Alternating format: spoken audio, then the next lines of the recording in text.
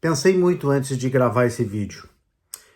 Cabeleira, não consegui cortar cabelo ainda no meio dessa pandemia, muita coisa acontecendo, barba por fazer, tô aqui de cama, camiseta, mas resolvi gravar mesmo assim. Acho que tenho coisas mais legais para passar do que não falar e deixar de passar.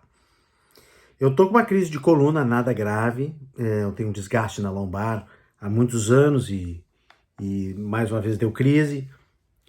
E eu tô alguns dias de molho aqui.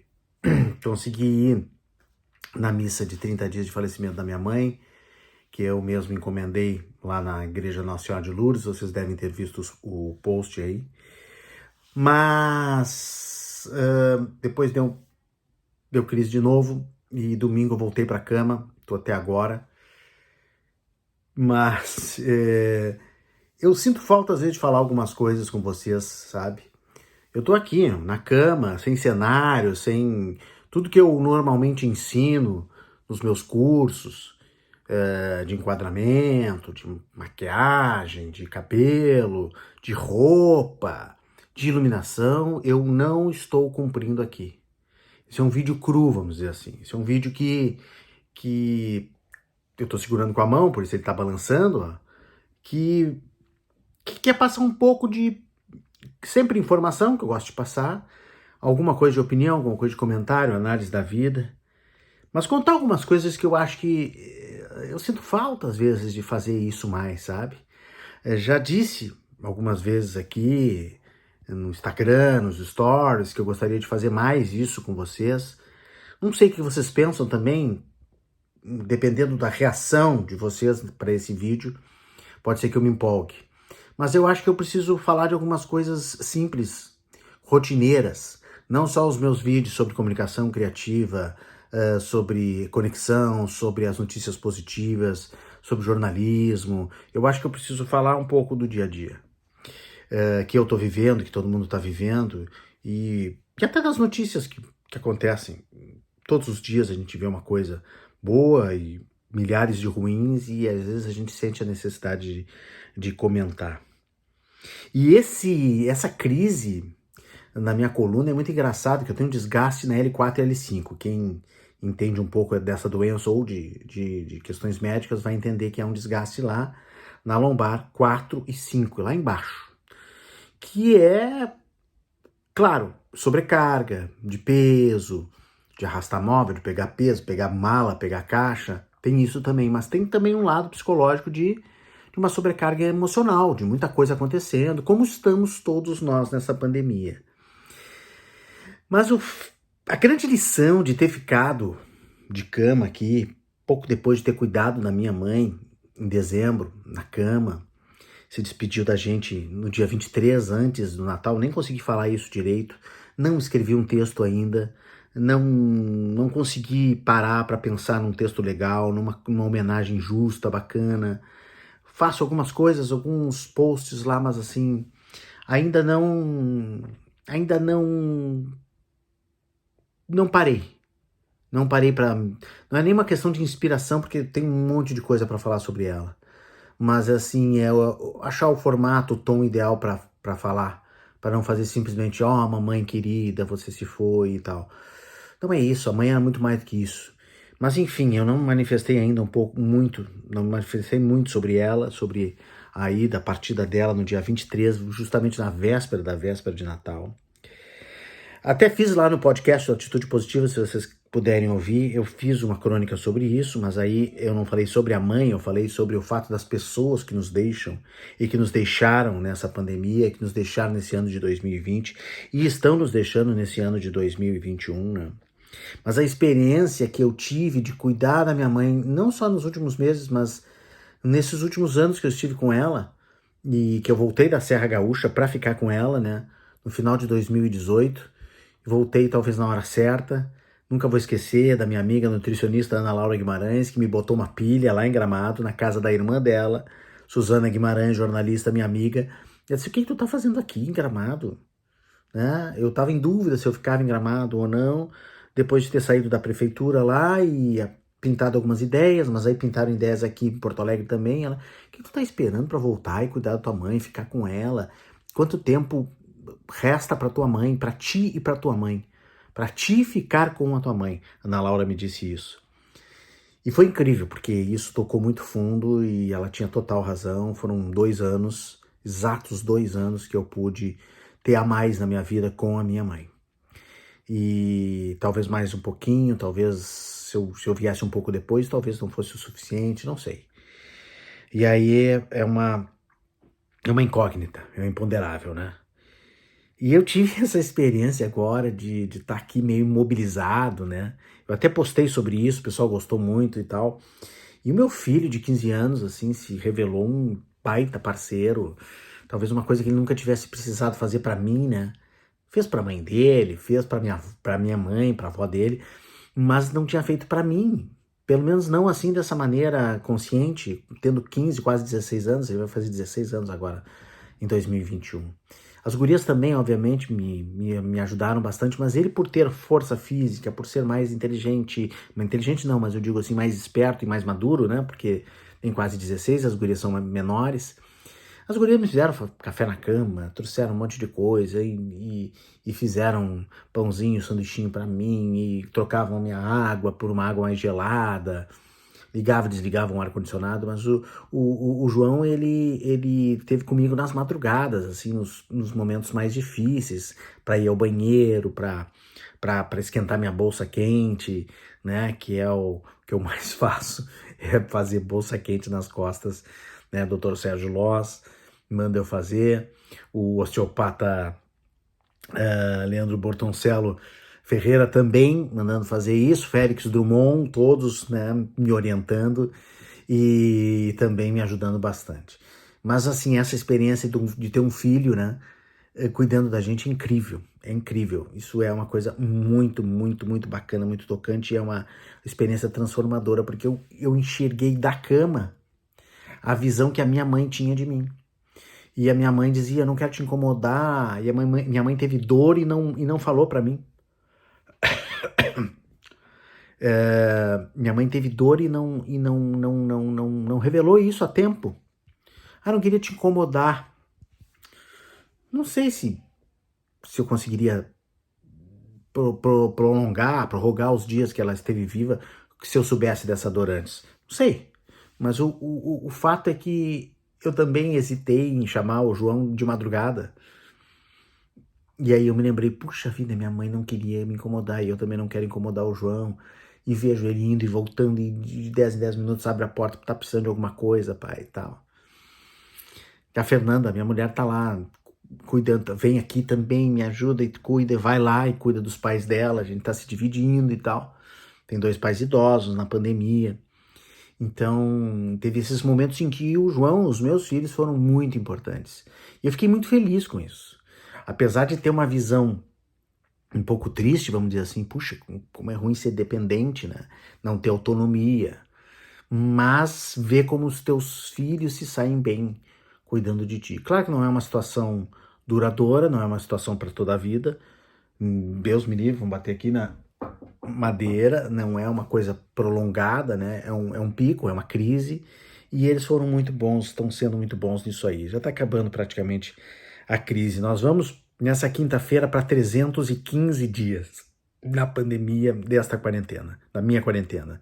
Eu entrei em quarentena lá em março, acho que vou fechar 1 ano, né, no março, porque não vou ser vacinado antes disso, meus filhos não vão ser vacinados, meus filhos têm todos menos de 18 anos, então assim, essa corrida desenfreada da vacina, que é outro assunto que eu não falei ainda, mas eu tô muito tranquilo, porque eu sigo fazendo muito tranquilo, muito entre aspas, né, estou relativamente tranquilo, porque estou fazendo tudo aquilo que foi preceitado, ou preceituado, melhor português, pelos médicos desde o início da quarentena, desde o início da pandemia, que é sair, em último caso, usar máscara, se distanciar socialmente e ficar só perto dos seus, dentro de casa, muita mão lavada e muito álcool gel. É isso que tem acontecido em toda a minha vida.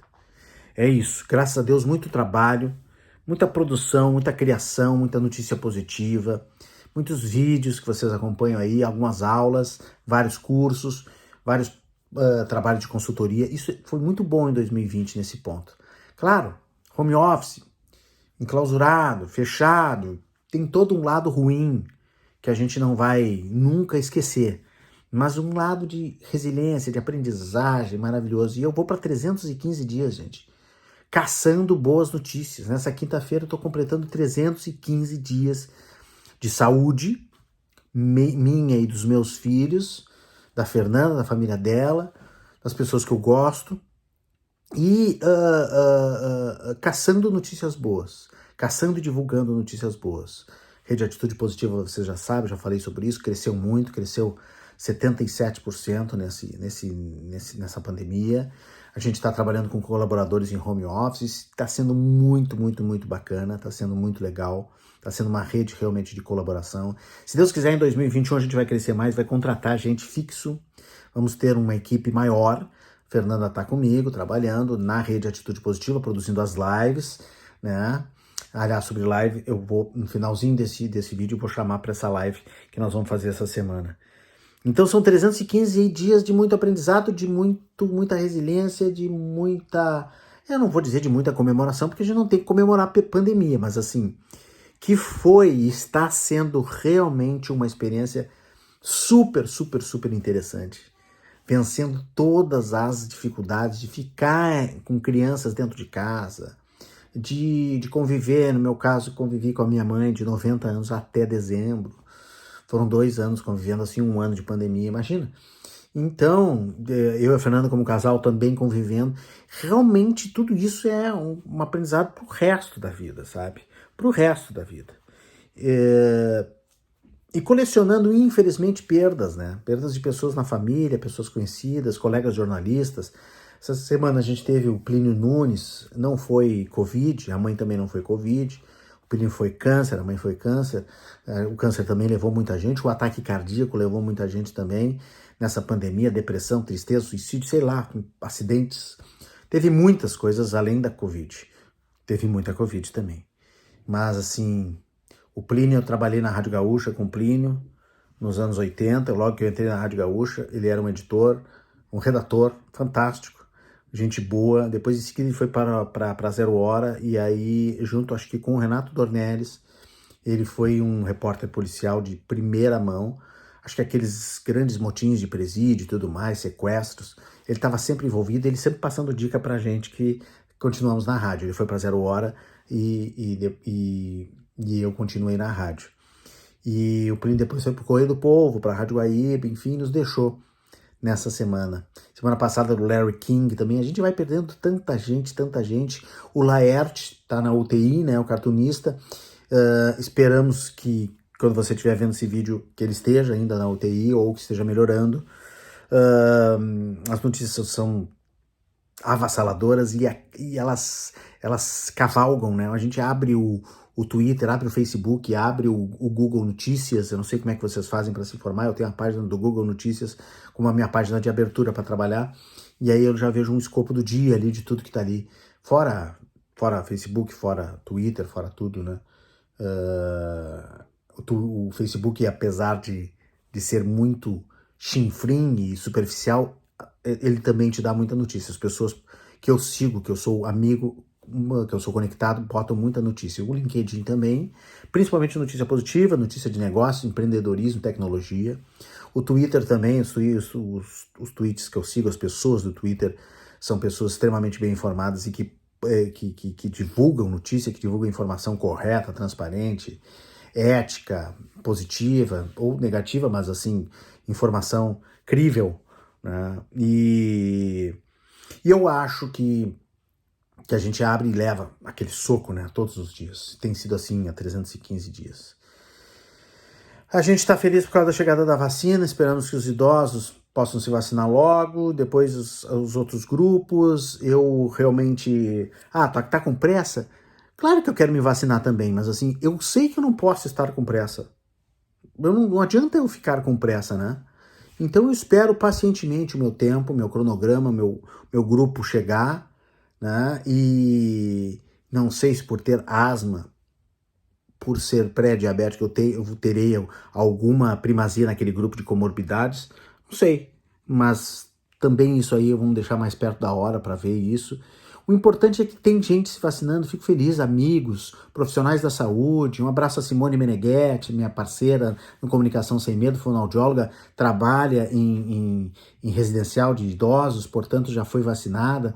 Que legal isso, fico tão feliz, meus amigos médicos, Marcelo Tadai Rodrigues, pneumologista, cuida da minha asma aqui, ó, isso aqui é asma, tá? E ele também já foi vacinado porque participou do grupo de voluntários lá do Hospital São Lucas da PUC, coordenado pelo infectologista Fabiano Ramos, que nós entrevistamos numa das nossas lives aí recentemente. Um abraço ao Dr. Fabiano também, que é um baita de uma figura, um gênio, um infectologista muito experiente e que foi homenageado recentemente aí pela PUC, né? Até porque foi esquecido na solenidade do governo do estado, mas tudo bem, deixa assim. Bom, enfim, teria tanta gente para falar, teria tanta gente para agradecer, tanta gente para fazer uma referência nesses 315 dias, mas fundamentalmente é isso. Eu queria, já estamos com 16 minutos, não sei se vão ver até o fim, fundamentalmente eu queria tentar expressar isso, coisas legais, simples, coisas corriqueiras do dia a dia, num vídeo cru, corriqueiro, aonde eu tô aqui de camiseta, despenteado, são 1h da manhã e a gente se prepara então para marcar esses 315 dias, exatamente na quinta-feira, onde a gente vai ter uma live muito bacana, vai ser uma live mais leve, uma live sobre o futuro do cinema. Muito a gente está falando sobre como é que fica esse comportamento do cinéfilo, né?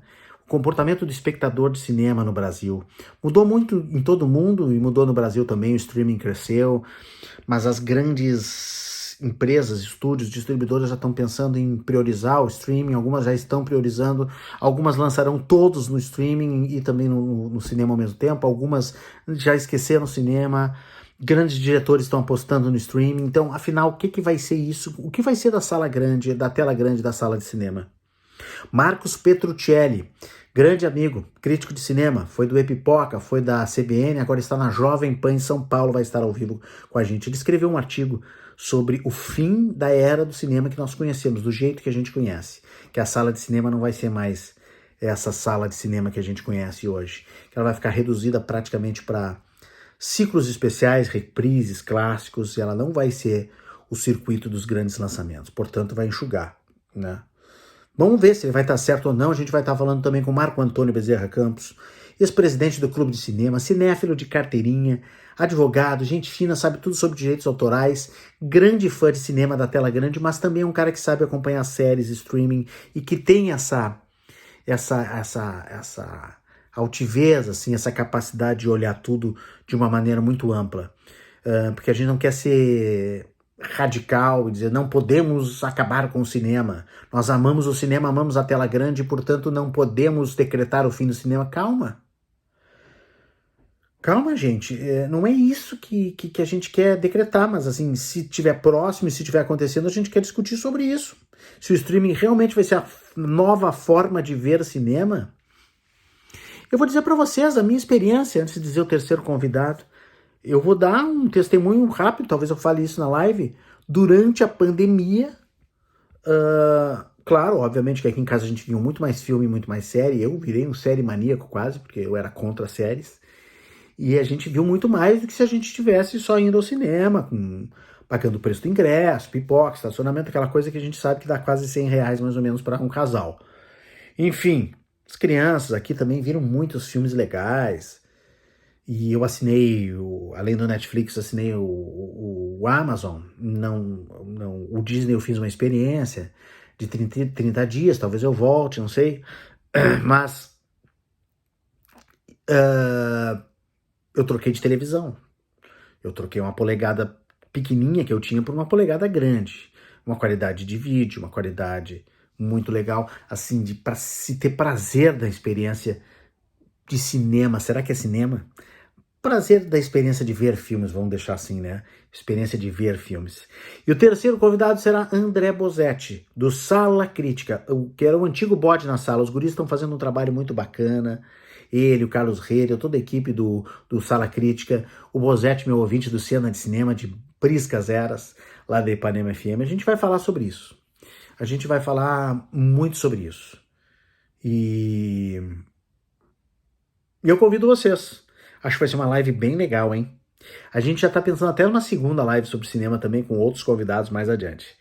Quinta-feira, nessa quinta-feira, dia 28, então, de janeiro, 9 da noite, na Rede Atitude Positiva, vai ter link no meu perfil do Facebook e também na Rede Atitude Positiva. Depois a gente sobe pro YouTube, como sempre. Tá? Só não vai para a sala grande porque não é um cinemão e as salas grandes estão com restrições de exibições. Era isso, fora as bobagens, fora o bom humor, fora a alegria de sempre, apesar das crises, apesar da coluna, apesar da pandemia, apesar da quarentena, apesar de tudo, a gente segue acreditando que o mundo tem mais coisas boas do que ruins, que a gente tem mais notícias boas para contar, além das ruins. Sempre tem uma notícia boa para contar, né? Espero que eu tenha falado alguma coisa de bom, que tenha atingido vocês, que tenha... Opa, caiu agora o telefone bem no final. Olha aí, tô cansando a mão, tá cansando o braço. 21 minutos, gente, chega. Espero que você tenha visto até o final e que você tenha gostado, então me dá um retorno, me diz o que achou, quer que eu grave mais essas coisas, quer que eu faça vídeos mais curtos, obviamente, né, contando um pouco mais de, sei lá, bobagem, dando opinião sobre assuntos, sobre notícias, sobre coisas do dia a dia. Eu tô bem afim de fazer isso. Tô bem afim de fazer isso. Tá bom, pessoal? Hashtag, não consigo fazer hashtag aqui porque a outra mão tá segurando o celular. Hashtag atitude positiva. Valeu.